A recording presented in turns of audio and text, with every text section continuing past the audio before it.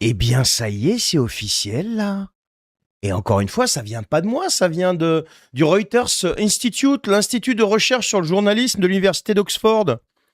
On peut pas dire que c'est un repère de complotistes qui est très combattu par nos amis Reichstadt, Mendes France, comment il s'appelle l'autre, Julien Pain, non. C'est un rapport qui est rendu par quand même un institut prestigieux, quoi. Le rapport de 2026 le dit de la manière la plus claire et implacable. Aux États-Unis, écoutez bien, pour la première fois de l'histoire, les réseaux sociaux et la vidéo dépassent la télévision comme source principale de quoi? D'information. Et les sites des grands médias aussi, au passage. Près de 100 000 personnes interrogées dans 48 pays. Écoutez bien, le constat est implacable et il est partout le même. Les jeunes désertent complètement. 44% des 18-24 ans s'informent d'abord sur les réseaux sociaux. Pas devant le JT, pas sur BFM, pas dans le journal Le Monde. Non, les réseaux sociaux. Alors moi, je pose la vraie question. Pourquoi, à votre avis? Pourquoi les gens fuient les médias dits de référence, mainstream, les médias sérieux? Peut-être, enfin je dis bien peut-être, hein, parce qu'ils en ont un petit peu marre, quoi. Marre, par exemple, de l'idéologie, de la propagande, déguisée en information. Marre qu'on leur dise quoi penser, au lieu de leur donner les faits tels qu'ils sont, de leur donner le réel, en fait. De les laisser réfléchir tout seuls, comme des grands, sans les guider dans la réflexion, vous comprenez?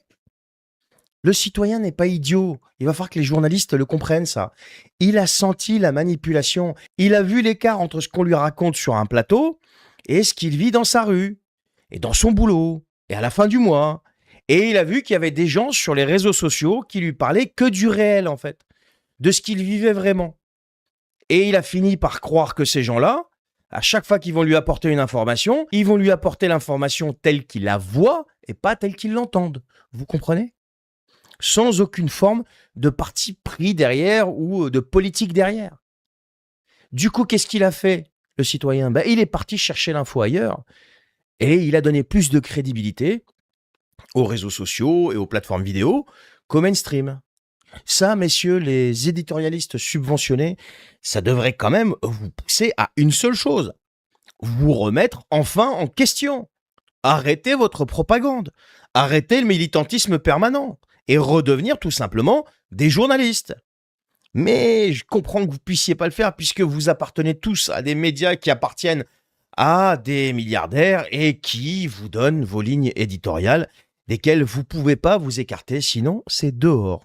Et qui dit dehors, pas de boulot. Voilà.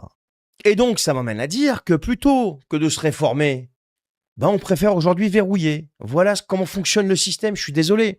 Et c'est là que ça devient vraiment intéressant parce que si les gouvernements paniquent autant à cause des réseaux sociaux, là on les voit arriver là, avec interdiction au Royaume-Uni pour les moins de 16 ans, ouais c'est ça, les moins de 16 ans, interdiction en France qui est en train d'arriver aussi, tout ça sous couvert de bienveillance, etc., pour la sécurité comme on nous sert d'habitude, ce qui est en partie vrai, la sécurité mentale, mais il n'y a pas que ça.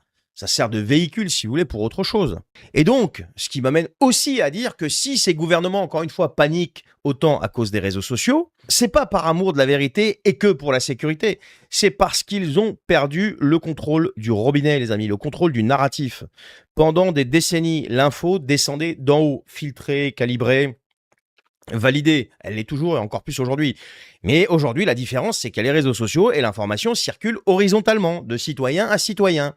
Et ça, pour eux, c'est insupportable parce que ça devient ingérable. Alors, qu'est-ce qu'ils font? Ils font ce qu'ils savent faire de mieux, c'est légiférer. Sous couvert, encore une fois, de bienveillance, évidemment. Toujours pour votre bien, hein, bien sûr, bien sûr. Le DSA, pour lutter contre la désinformation. C'est le même prétexte à chaque fois. On contrôle plus le message, on contrôle le tuyau, tout simplement, par où ça passe. Mais la vraie lutte contre la désinformation, c'est pas Bruxelles qui décide de ce qui est vrai.